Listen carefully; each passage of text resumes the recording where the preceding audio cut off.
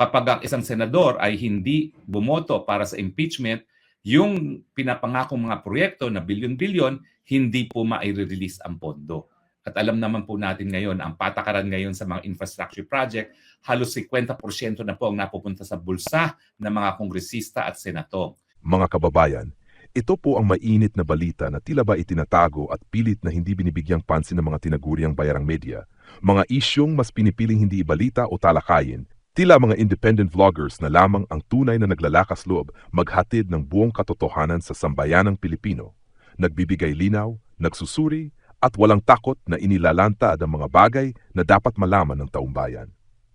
Ito ang mga balitang hindi dapat ipagwalang bahala, mga kaganapang dapat malaman ng bawat Pilipino, anuman ang antas sa buhay, mga opinyon at kuro-kuro ng karaniwang mamamayan na may saysay at dapat bigyang halaga. Kaya't narito ang buong detalye ng balita, isang pagbubunyag ng katotohanan na kayo mismo ang dapat humusga. O nga pala po, may fake news na kumakalat dyan na di umano, nabasura daw yung aking asylum.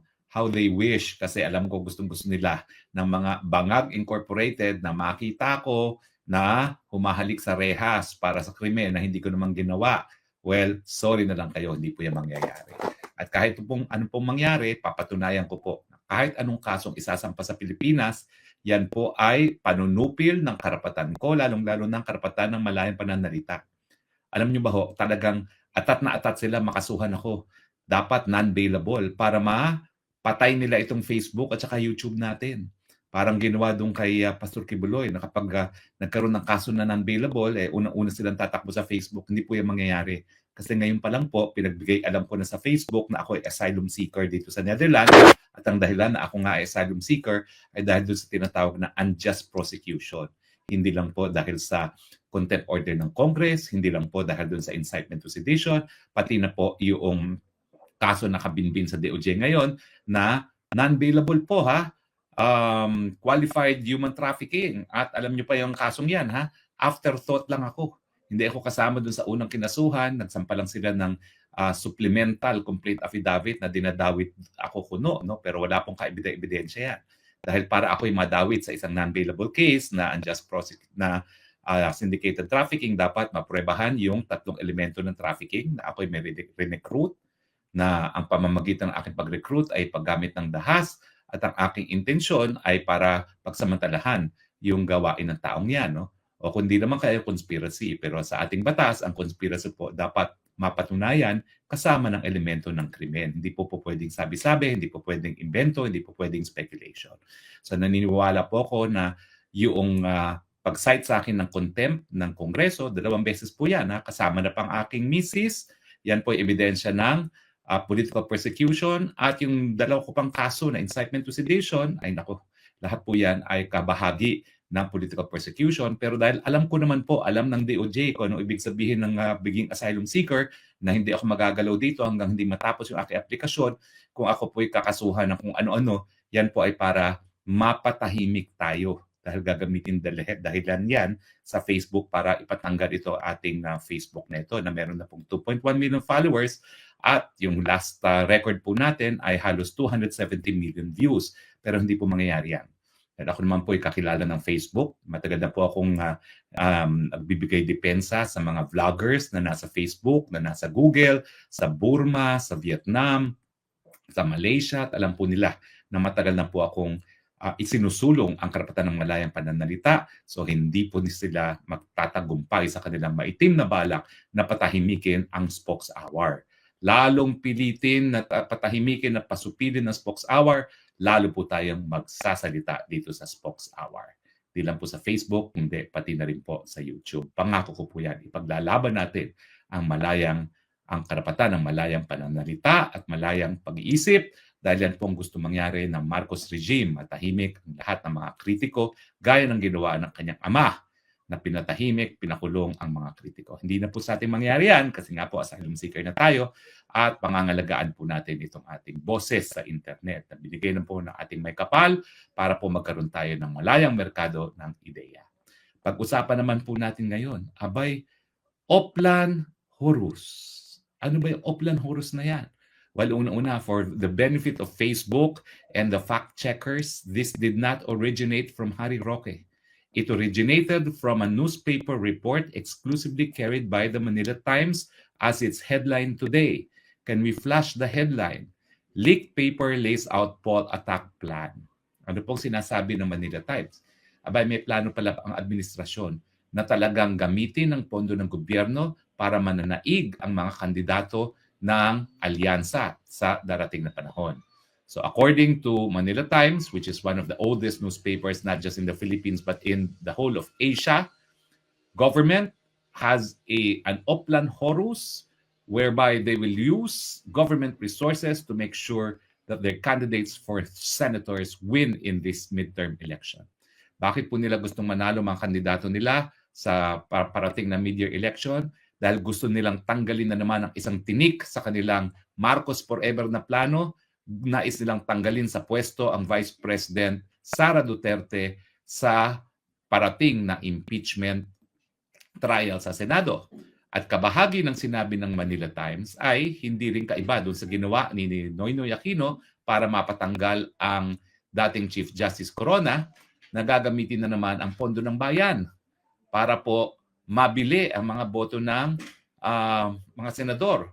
Tayo po nagsampa ng kaso, kaya po napawalang bisa ng Korte Suprema yung Disbursement Acceleration Plan na naging pondo na binigay ng Aquino government sa mga senador para bumoto sa impeachment ni Corona.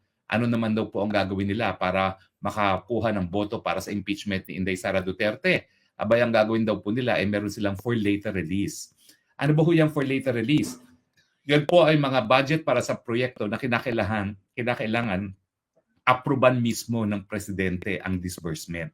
So kapag ang isang senador ay hindi bumoto para sa impeachment, yung pinapangakong mga proyekto na bilyon-bilyon, hindi po mai-release ang pondo. At alam naman po natin ngayon, ang patakaran ngayon sa mga infrastructure project, halos 50% na po ang napupunta sa bulsa ng mga kongresista at senatong. So kung magbibigay sila, gaya ng gustong ibigay dati sa mga senador, no, na 4 na bilyon ata yun, no, dun sa Disbursement Acceleration Plan, abay malinis po yan. 2 billion pupunta sa mga bulsa ng mga senatong na boboto para sa impeachment. No? Yan po ang nakabahagi dito sa Oplan na ito sang-ayon sa Manila Times. Bukod pa sa paggamit ng FLR or for later release sa budget process para bilhin ang boto ng mga senatong, syempre nandyan yung paggamit ng government resources para nga manalo mga kandidato na administrasyon. Hindi lang po sa Senado, kundi na rin sa Kamara. Kaya nga po, bilyon pisong ayuda ngayon ang linabas. Halos lahat po ng ayuda na nasa 2025 budget ay nailabas na po in time for election. Yan po yung AKAP, yan po yung TUPAD, yan po yung medical assistance program, no? Lahat po yan ay binuhos na sa mga kandidato ng administrasyon para masigurado ang kanilang panalo sa darating na eleksyon, no? Both sa Congress at sa Senado. Pero bagamat ginagamit po nila ang pera ng taong bayan, ano pa kung lumalabas sa mga surveys?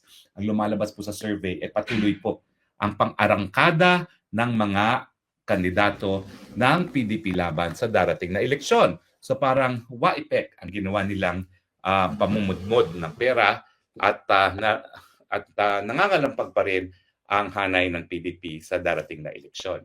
Well, nag-move po ako kasi masyadong maaraw na, no? Sa ating hindi maganda naman tignan sa camera. Ngayon po parang mas maganda na yan. Yan, ganyan ang ating gagawin. So, mukha pong hindi gumagana ang Oplan Horus dahil na matindi po ang pagkagalit ng tao nung sila po ay kinidnap ang dating Presidente Duterte at pinadala sa Hague para litisin. Ang nangyari pa dyan, yan ang naging pinakamalakas na campaign tool ng PDP laban para masigurado ngayon ang PDP 10, ang Duterte 10. Ang problema na lang talaga, sino yung dalawang nananatili? Yung dalawa na inendurso ni BP Sara, si Amy Marcos at si Camille Villar, o yung dalawa na di umano ay sinusuportahan ni Tatay Digong, no? Si Gringo Unasan at saka si Colonel Quirubin, Ariel Quirubin. Tingnan po natin kung sino mananaig, no? Pero malinaw naman po dyan na dun sa dalawang natitira, whether be it Camille Villar, Amy Marcos, Quirubin, or si Unasan, yan naman po ay mga proven na susuporta kay Tatay Digong, no? So, I think it's really a numbers game. Kinakailangan merong 8 na sasalungat sa impeachment ni Inday Sara Duterte dahil yan po ang nakasaad sa ating saligang batas. Kinakailangan 2/3 votes, no? 24 po yan. So kinakailangan 8 ang hihindi sa impeachment para mapigilan po ang proseso ng pagtanggal kay BP Sara. Pero malinaw po doon sa Oplan Horus, ayon sa Manila Times, no, abay patuloy pa rin ang demolition job laban doon sa mga nangangalampag na PDP laban candidates for senator, si Senator Bongo at si Senator Bato. At nabanggit po doon sa report na hindi lang dapat si Tatay Digong ang ipadala sa ICC, pati daw po itong si Senator Bongo at saka si Senator De La Rosa. Walang mabibigyang kumpirmasyon ko lang po, talagang binigyan ng letter invitation para humarap sa isang video conferencing with the prosecutors itong si General Bato. Hindi ko po alam kung nakatanggap ng ganyang imbitasyon si Senator Bongo. So ang most likely na susunod na kikidnapin nila at padadala sa dahig ay itong si Senator Bato. Kaya naman po naintindihan ko ang BP Sara kung bakit gusto niyang iboto na rin ang mangga na si Amy Marcos at si Camille. Kasi nga po kung magtagumpay sila na mapadala sa dahig itong si General Bato, di bawas na naman ng isa boto na tatanggi dito sa plano ng impeachment, no? At saka, syempre, numbers game, kinakailangan mo ng at least 8. Kung 3 yung sigurado natin dati, Bongo, Bato at Robin Padilla, mawawala pa yung isa o 2. Di isa na lang ang siguradong boto natin. Sino pa yung 7 na maaasahan ni BP Sara? So at least kahit papano, nandyan si Amy Marcos, nandyan si Camille Villar, meron ng 3. Kasi si Robin Padilla naman, walang possibility na mapadala sa ICC. So titignan na lang natin kung paano yung mga boboto mga independyente, no? Gaya ni Senator, ano pangalan nito? Senator si GIL Nako Villanueva. Paano boboto yan? Siyempre, Alan Peter Cayetano, si Pia Cayetano. Sana naman po ayan ay boboto. Pero 6 pa rin pa lang po yan, no? Hindi natin alam kung paano pa boboto yung iba. Kaya talaga naman pong lahat ay dapat gawin natin para pumasok ang Duterte dahil yan po talaga ang best insurance natin na hindi matatanggal ang ating Vice President sa kanyang katungkulan. In any case, malaki naman po ngayon ang pag-asa nitong si Philip Salvador, Marcoleta at saka itong Jimmy Bondoc, no, na talagang pumapasok, no. Ang Marcoleta po, wag po nating i-discount yan dahil ang Marcoleta po ay isang iglesia, no, at inaasahan natin na bibigay ng todo suporta ang iglesia para kay Congressman Marcoleta, no. At ang balita ko nga is yung mga humihingi ng endorso sa Iglesia ni Cristo kinakailangan suportahan nila si Marcoleta dahil si Marcoleta naman talaga ay kabahagi ng hanay ng Iglesia ni Cristo. So bakit nga namang susuporta ang mga iglesia members kung hindi naman susuportahan ng politikong lokal ang kanilang kandidato para sa Senado. So sana po siguraduhin natin na makapasok man lang itong si Marcoleta, Congressman Marcoleta bilang senador. At si Philip Salvador naman po dahil artista, hindi na niya kinakailangan ng tulong ko. Sigurado na po siguro yan papasok, lalong-lalo na nandyan na nga po yung tinatawag nilang tidal wave na ginawa ng administrasyon para manalo ang Duterte. At si Jimmy Bondoc, surprisingly po dahil yan ay bagito sa politika, may posibilidad din pong manalo. No? So sabihin na natin na 4 ang sigurado ng manalo, matagal pa naman po eleksyon. Pwede pa natin habulin yan para yung natitira pang 6 ay makapasok din. Kasi kung makapasok yung 10 at meron na tayong 3 doon sa Kongreso, safe na po si Inday Sara sa impeachment trial. Hindi na po siya mapapatanggal. At yan naman po, according to Operation Horus, kabahagi talaga ng plano nila. Now, nakasaad din doon sa Operation Horus na talagang pupulbusin ang mga Duterte kasama ang kanilang mga alyado. Bagamat ako po hindi ng pangalanan, alam naman natin na matapos na ipakulong nila si Pastor Kibuloy, ako'y sinunod. No? Ako po'y kinulong na 1 araw at hindi po nagtagal. Ako'y inanoon nila, sinight in contempt muli ng Quad Committee. At nung siguro matapos na ako'y nawala na sa bansa, napansin ng DOJ na hindi talaga ako mapapabalik sa bansa na walang kasong kriminal, abay hinabol yung kaso ng qualified trafficking. Yung kaso po nila sa qualified trafficking sa original complaint affidavit, hindi po ako kasama ha. Kaya nga po kaduda-duda na bigla akong sinama sa supplemental filing nila for qualified trafficking at ang bababaw ng ebidensya. Kung yan po ay magiging basihan para sa pahanap ko ng kaso, malinaw na malinaw po yan dito sa aking kaso ng asylum, no? Na talagang yan ay, ang tinatawag po dyan is unjust prosecution dahil wala po talagang kaebidensya, no? Bukod dun sa isang papel na wala namang pumirma na ako daw po ay legal ng Lucky South 99. Sa katunayan po, hindi po sapat na rason yan. Sabihin na natin totoo, pero hindi po yan totoo. Ang aking kliyente ay nagpapaupa lang sa Lucky South 99. Pero sabihin natin totoo yan, hindi po krimen maging abogado. In fact, ang mga abogado sinisigurado na ayon sa batas ang operasyon ng kanilang mga kliyente at kapag merong ang krimen na alam nila na nagaganap, doon lang sila magkakaroon ng pananagutan na hindi naman po nila napatunayan sa kaso ko dahil wala naman silang kahit anong pruweba na minalalaman akong illegal na nangyayari sa operasyon ng isang kumpanya na hindi ko po kliyente hanggang ngayon po. Talagang pinaninindigan, never ko pong naging kliyente ang Lucky South 99. Ang lahat po ng pleadings na naisampa ko sa MTC, sa Pampanga, sa RTC, Pampanga at sa Court of Appeals, linagdaan ko po yan bilang abogado ng Whirlwind Corporation at hindi ng Lucky South 99. So yan po ay pruweba kung sino talaga ang kliyente ko, hindi po Lucky South 99 na nakabinbin sa hukuman. In any case, nailabas ko lang po yan kasi according to Oplan Horus, kung hindi sila mananalo na fair and square, talagang sinisiraan nila na puntodo ang mga kandidato ng administrasyon, ang mga administrasyon at ang kanilang aliado. Kasi ang BP Sara naman, hindi naman kandidato pa ngayon para sa kahit anong posisyon. No? Pero inuunahan na nila yung 2028 elections. Kasi naniniwala sila, and this is wrong, na kapag natanggal ngayon si BP Sara, hindi na siya makakatakbo sa 2028. Ang aking paninindigan po, walang kasama accessory penalty ang impeachment kung hindi ang pagkakatanggal sa pwesto. Bakit po? Kasi yung disqualification from office, may batas po yan. At ang accessory penalty, nakasaad po yan sa revised penal code. Pero ang trial naman by virtue of an impeachment, hindi po yan sakop ng revised penal code. So saan po manggagaling yung accessory penalty ng disqualification from public office? Wala naman pong nakasaad na ganyan sa rules ng impeachment o di naman kaya doon sa provision ng impeachment, no? Sa ating saligang batas. I could be wrong, I could check that, pero yan po yung aking last recollection. Dahil matagal-tagal na rin ako hindi nagtuturo, no? So I will have to check. Pero ang aking recollection po, kinakailangan merong batas na nagpo-provide for the accessory penalty of disqualification from public office. Na wala naman po sa ngayon, no?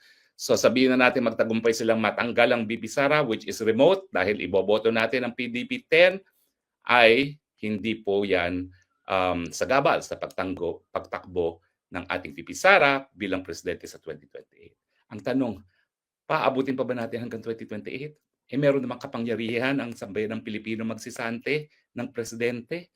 Nako, sinasabi nga ni Vice President Sara, baka wala ng Pilipinas sa 2028 kung tayo mag-aantay pa ng 2028. Maghusga na po tayo, hindi po yung krimen. That's not incitement to sedition dahil ang sinasabi ko, 2 beses na po naghusga taong bayan na sipain ang mga walang kwentang mga namumuno sa ating bayan. So, kung mangyayari po yan, pangatlong beses, yan po ay nakasaad na sa ating 1987 Constitution. Bahagi po yan ng kapangyarihan ng taong bayan bilang tunay na soberenya sa ating lipunan.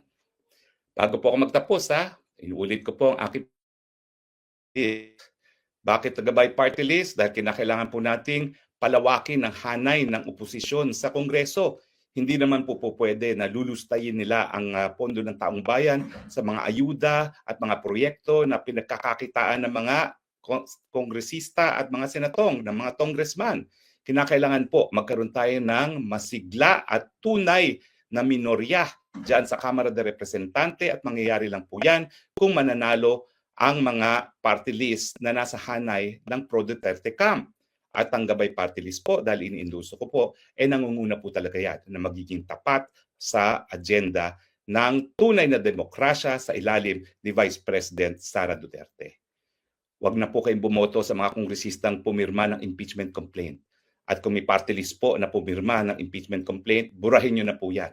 Sigurado po ako ang gabay party list dahil ito po ay bago, hindi po yan pumirma sa impeachment complaint.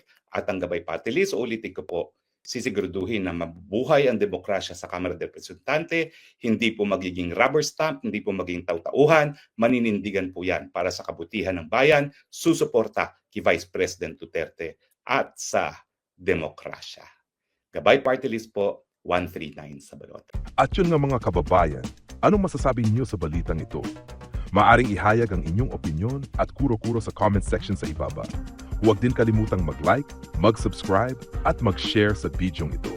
Maraming salamat sa panonood.